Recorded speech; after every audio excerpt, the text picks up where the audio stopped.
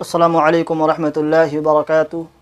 मेरे प्यारे दोस्तों, गुज़श्ता हफ़्ते में हमारे मुल्क हिंदुस्तान की आज़िम शख्सियत जिनको दुनिया रतन टाटा के नाम से जानती है, दोस्तों उन्होंने इस दार फ़ानी को अलविदा कहा। प्यारे दोस्तों, उनके अलविदा के मौके पे हर शख्स ये कह रहा था कि गोया कि आज हमारे मुल्क, हमारे दुनिया से इंसानियत, मानवता, ह्यूमैनिटी का दर्द रखने वाला शख्स इस दुनिया को अलविदा कह रहा है। दोस्तों, किसी भी मज़हब से ताल्लुक़ रखने वाला शख्स हो, दोस्तों एक मानवता के इंसान के सतह पे, एक इंसानियत के लेवल पे हर शख्स इस बात को कह रहा था कि ऐसी शख्सियत का दुनिया से जाना हो रहा है जिसके ज़रिए लातादाद लोगों की, लातादाद घरों की किफ़ालत होती थी। ऐसी शख्सियत का आज दुनिया से रुखसती हो रहा है, जिसकी कोशिश और सोच की वजह से बेशुमार घरों की राशन पानी का इंतज़ाम चल रहा था। तो प्यारे दोस्तों, मैं भी आज आपके सामने चाहता हूं कि रतन टाटा की ज़िंदगी से हम किस तरीक़े की सबक ले सकते हैं, किस तरीक़े की लेसन ले सकते हैं। कुछ तो है जो उन्हें अलग बनाती है, कुछ तो है कि हर शख्स के लिए उनकी शख्सियत अपनापन का एहसास दिलाती है। तो प्यारे दोस्तों, आज मैं आपके सामने कुछ बातें रखने की कोशिश करूंगा जिसकी वजह से हम जानेंगे कि हम रतन टाटा की ज़िंदगी से क्या हासिल कर सकते हैं, क्या सीख हासिल कर सकते हैं। दोस्तों, रतन टाटा की ज़िंदगी, रतन टाटा की जीवनी का एक किस्सा है कि मुंबई में उनका एक सड़क से गुजर हो रहा था, अपनी गाड़ी में बैठे हुए थे, उनके सामने टू व्हीलर, दो पहिए यानी मोटरसाइकिल पे एक फैमिली बैठे हुए थे। तो उस वक्त बारिश हो रही थी। रतन टाटा अपनी गाड़ी से इस चीज़ को नज़ारा कर रहे हैं कि बारिश हो रही है, और जो दो शख्स अपने मोटरसाइकिल पर बैठे हुए थे बारिश से बचने के लिए, सर को छुपाने के लिए ठिकाना बनाते हैं ताकि बारिश से बचा जा सके। दोस्तों, रतन टाटा ने जब इसको देखा तो उनको एहसास हुआ कि क्या ऐसा नहीं हो सकता है कि हमारे मुल्क हिंदुस्तान में भी ऐसी गाड़ी को तैयार की जाए जिसको मिडिल क्लास, मुतवस्सित दर्जा का शहरी इस्तेमाल खरीद सके। दोस्तों, ये उनकी सोच की फ़िक्र उस वक्त उठी और इस पर उन्होंने काम किया और इसके लिए उन्होंने कोशिशें की।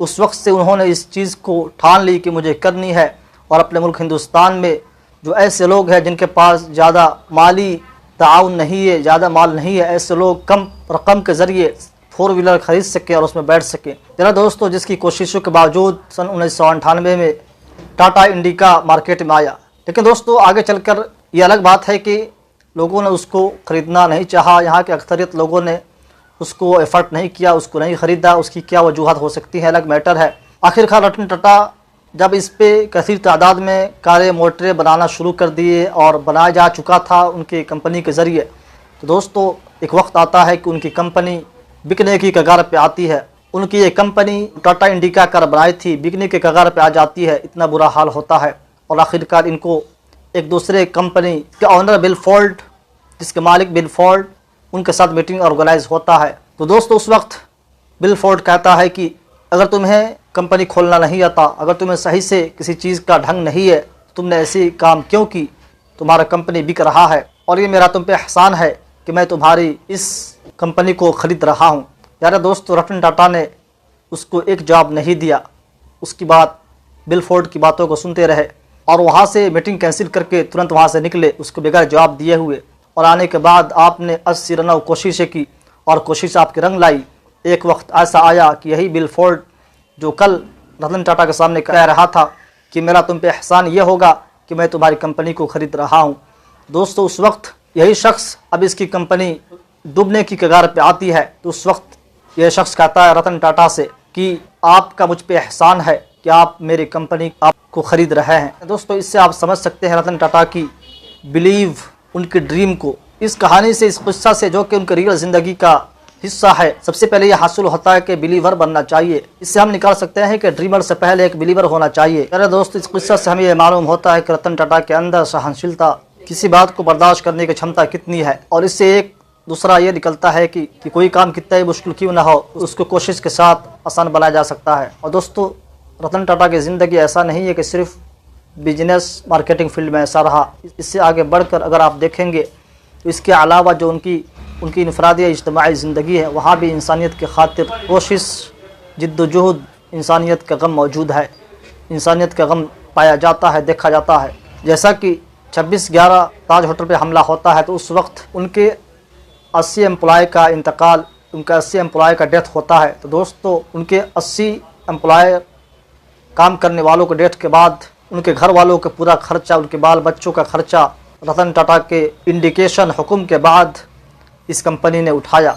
और दोस्तों इसी तरीके की ऐसा ही एक वाक़या है। कुछ साल पहले रतन टाटा, उनके एक एम्प्लॉयर काम करने वाला शख्स काफ़ी बीमार पड़ा। उसकी ज़ियारत के लिए, उसको देखने के लिए खुद रतन टाटा अकेले उसकी ज़ियारत के लिए कि कंपनी में काम करने वाले शख्स के पास गए और हाल चाल जाना कि कैसी सेहत है, कैसी बीमारी है। यार दोस्तों, इसलिए उनके मौत के बाद, उनके मौत के वक्त पूरी दुनिया ने जिस चीज़ के लिए याद किया वो चीज़ है इंसानियत, मानवता का खिदमत। यही वजह है, यही वह चीज़ है जो दूसरे लोगों से उनको जुदा करती है। इनके अलावा दुनिया में बेशुमार लोग मौजूद हैं जो माली एतबार से इनसे कहीं ज़्यादा होंगे, लेकिन उनको कोई नहीं जानता, कोई याद नहीं करेगा। लेकिन जिस चीज़ के लिए इनको याद किया जा रहा है और याद किया जाता रहेगा वो चीज़ है इंसानी खिदमत। जैसा कि कोरोना टाइमिंग में, कोरोना काल में, कोरोना के वक्त जो हमारे मुल्क में महामारी फैला हुआ था, उस वक्त बहुत सी कंपनी ने अपने एम्प्लॉयर काम करने वालों को निकाल दिया, लेकिन इनकी कंपनी ने, इनके हुक्म के बाद किसी को नहीं निकाला गया। यानी दोस्तों इसी तरीके की बेशुमार वाक़यात मौजूद हैं जो उनकी ज़िंदगी से, इनकी लाइफ से रिलेटेड हैं और जिससे इनकी शख्सियत सबसे अलग होती है। प्यारे दोस्तों, हमें चाहिए कि हम सबसे पहले ड्रीमर से पहले बिलीवर बने। रतन टाटा की इस वाक़या से जो हमें सबक मिलता है। और दूसरी जो चीज़ है वो चीज़ हमें ये सिखाती है हमें कितनी ही ऊंचाई, बुलंद मकाम पे पहुंचने के बाद, बुलंद मकाम हासिल करने के बाद हमें इमोशनल बने रहना चाहिए। हमें अपने इमोशन को ज़िंदा रखना चाहिए और हमें हर उस शख्स, हर उस आदमी के बारे में सोचना चाहिए जो कहीं ना कहीं परेशानी में है, मुश्किलात में है। ये तीसरी जो चीज़ है रतन टाटा की ज़िंदगी से हमें हासिल होती है, रतन टाटा की ज़िंदगी से हमें सीख मिलती है। और चौथी जो चीज़ रतन टाटा की ज़िंदगी से, रतन टाटा के जीवन शैली में हासिल होती है, हमें मिलती है, वो चीज़ है कि हर बात को आपको जवाब देने की ज़रूरत नहीं है, बल्कि अपने कामों के ज़रिए, अपने रिजल्ट के ज़रिए उसको साबित करना चाहिए। और पाँचवीं जो चीज़ हमें रतन टाटा की ज़िंदगी से सीखनी चाहिए वो चीज़ है वैल्यू, वो चीज़ है एथिक्स। हमें वैल्यू बनाए रखने पर फोकस होनी चाहिए, हमें एथिकल सोच को डेवलप करनी चाहिए। तो दोस्त, ये 5 जो चीज़ें हैं हमें रतन टाटा की ज़िंदगी से हासिल होती है और हमें इसी पे काम करनी चाहिए। तो हम इस पे काम करेंगे तो जो बाकी की चीज़ें हैं, माल दौलत का हासिल होना, शोहरत हासिल होना, लोगों के दिलों पर राज करना, वह ऑटोमेटिक हमारे पास चली आएंगी।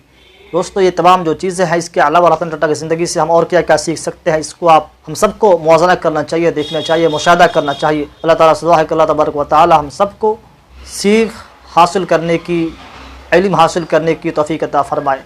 अस्सलामु अलैकुम व रहमतुल्लाहि व बरकातुहू।